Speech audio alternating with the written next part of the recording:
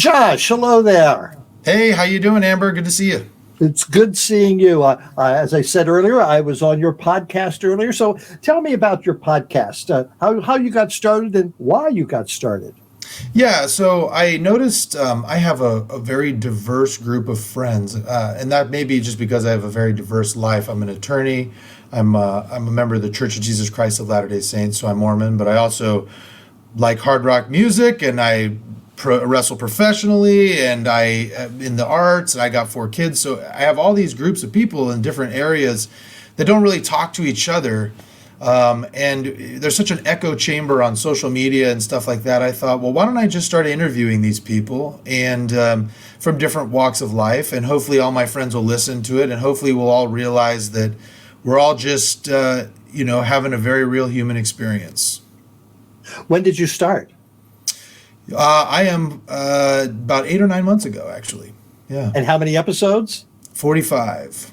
That's pretty prolific. That's very good.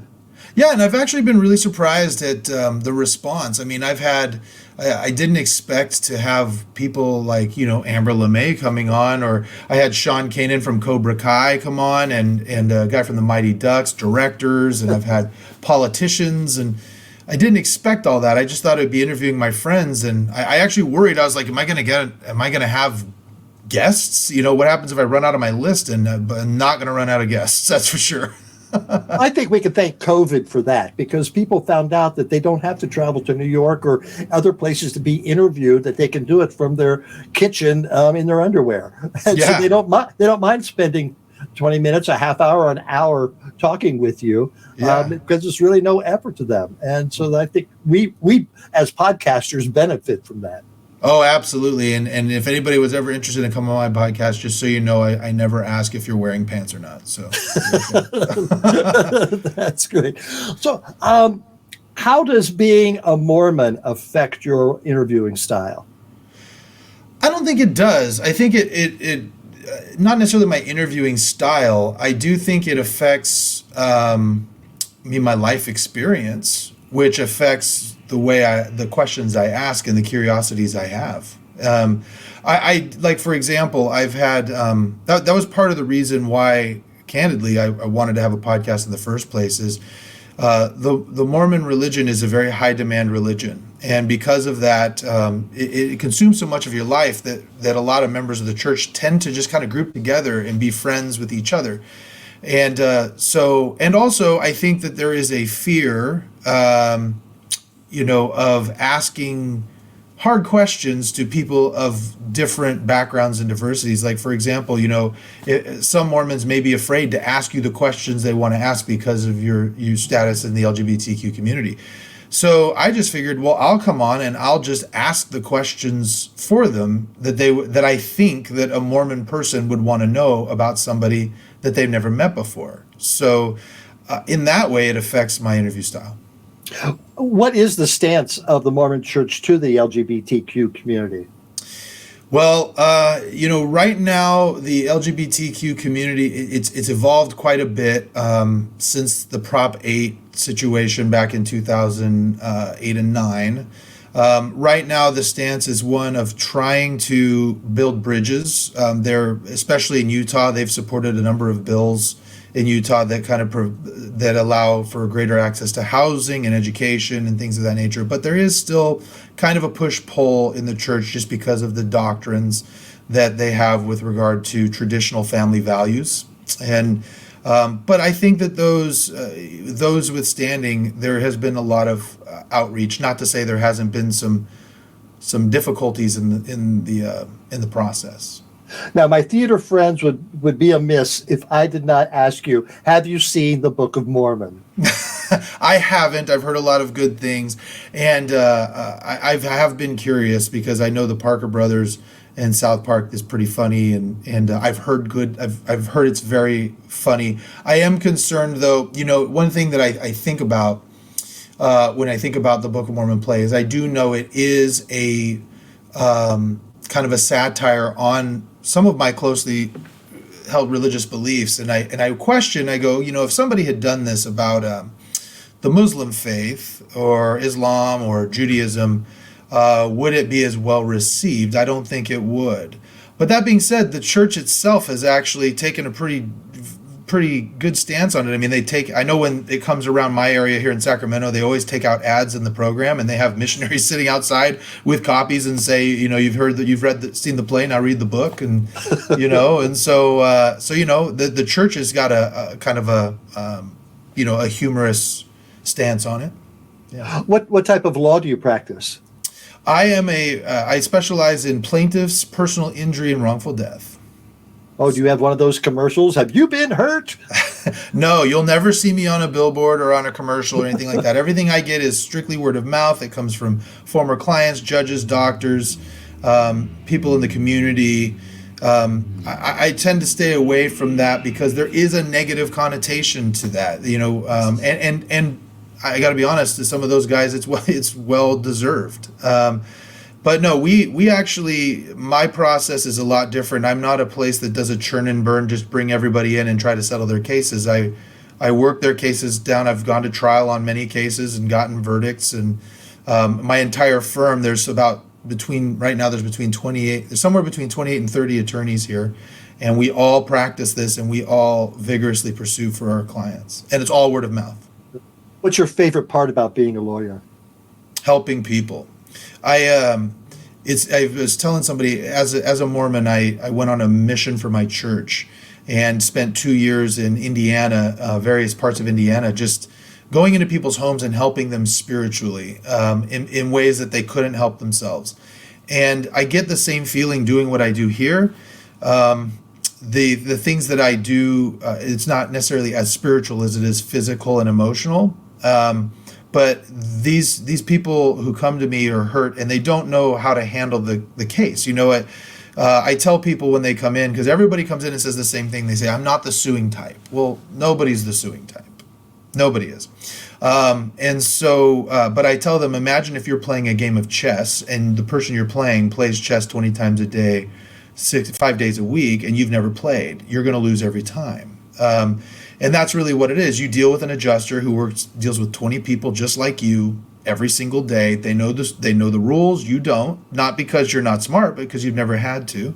And I know the rules. And the good thing about having an attorney is they are no longer allowed to talk to you. They have to go through me, and they love that. So I'm able to take all the legal stuff off of you, so you can just focus on getting better and healing. All right, talk to me about wrestling. How did you get started, and what do you do? Yeah, so wrestling, I really, right now, I'm more just spot shows here and there. Back when I was about 18 years old, I got involved with wrestling. You can't see on the video, but I'm 6'7", and right now I'm somewhere between 280 and 290, and so I'm a big guy, and I've always loved pro wrestling. And a school opened up in my area. I went down, I trained.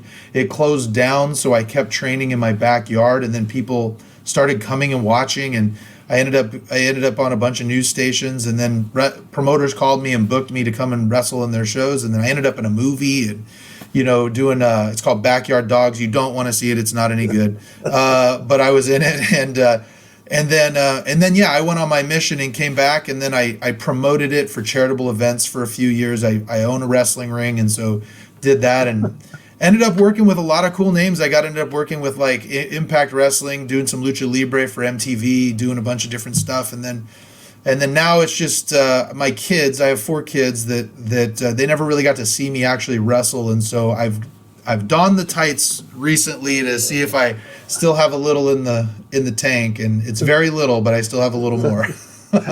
What's your wrestling name? Right now, it's actually a play on my Mormon upbringing. I call myself Brigham, and so it's not like I don't dress up in any sort of Mormon garb or anything. I just use the name. Yeah. It's fun. When's your next match?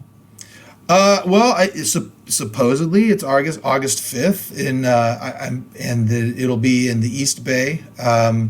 And so for Action Coast Wrestling, that's where I've been doing most of my stuff. And but yeah, like I said, I mean, at this point, it's just me doing it for fun, and I want my kids to be able to see me do it a few times. So what's going on in Sacramento, political wise?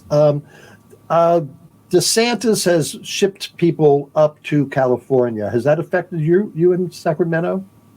Not really. I mean, in fact, I've not even heard of that. So I don't know anything about that.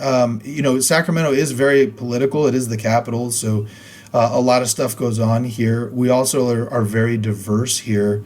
It's a strange. Northern California is very strange. It's not like people who aren't from California think it's like L.A. and San Francisco, and most of it is not.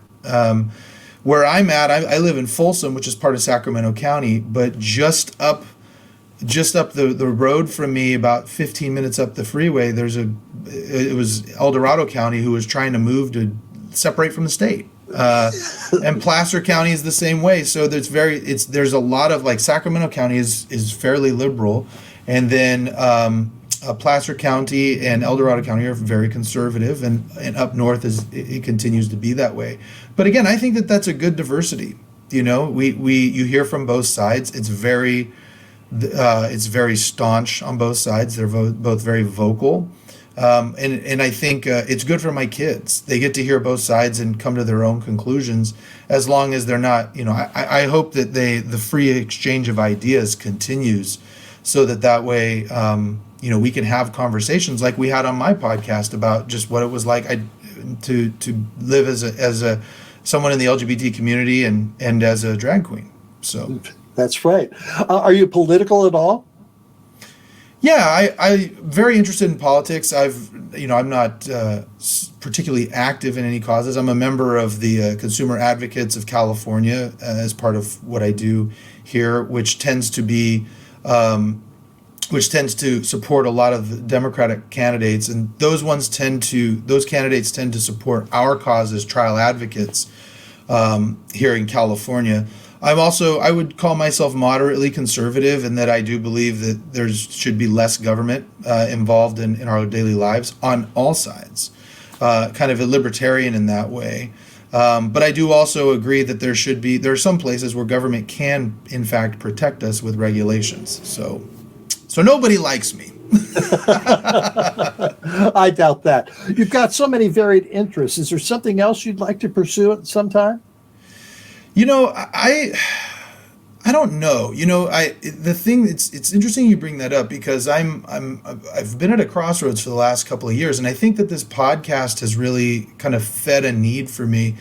I'm lucky at my age. I'm 42 years old, which means by the actuary tables, I am officially middle-aged, and my kids are getting older, and I was lucky I always felt I would be successful in the law, but I didn't realize I'd be as successful as I was, as quick as I was. And as far as all the goals I've had in law, I've really hit them all.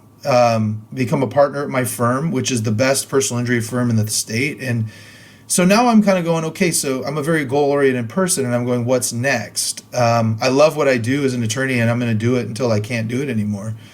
But what else is there? And that's actually part of the reason why I started podcasting, is to interview people and kind of feed that interest. And it's been very rewarding. Now, the podcast, do you see that going anywhere else? I think I'm going to continue to do it. I hope, I tell people, and maybe everybody starts this way, I don't have any expectations. If it blows up, that'd be great. If it doesn't, I'll tell you this story real quick. I had a woman on who I've known for a very long time. She came on anonymously. She was a member of my church. I knew her in my early 20s, and we reconnected just a few years ago. And she confided in me that she had left the church, and her husband had become polyamorous. And she told me her story, and I really felt like I wanted to put that story out there, because a lot of her family didn't know about it. None of her friends knew. I mean, she told me that I was the only person she'd told. So she agreed to come on anonymously, and it was a 3-hour interview, and asking her about her journey, her faith journey, and how the polyamorous lifestyle fed into that. And then I get a call from her sister, and she goes, I know she came on anonymously, but I know that's my sister's voice. And I said, well, I can't tell you, who it is. And she was she started out very, I can't believe she would say this and that.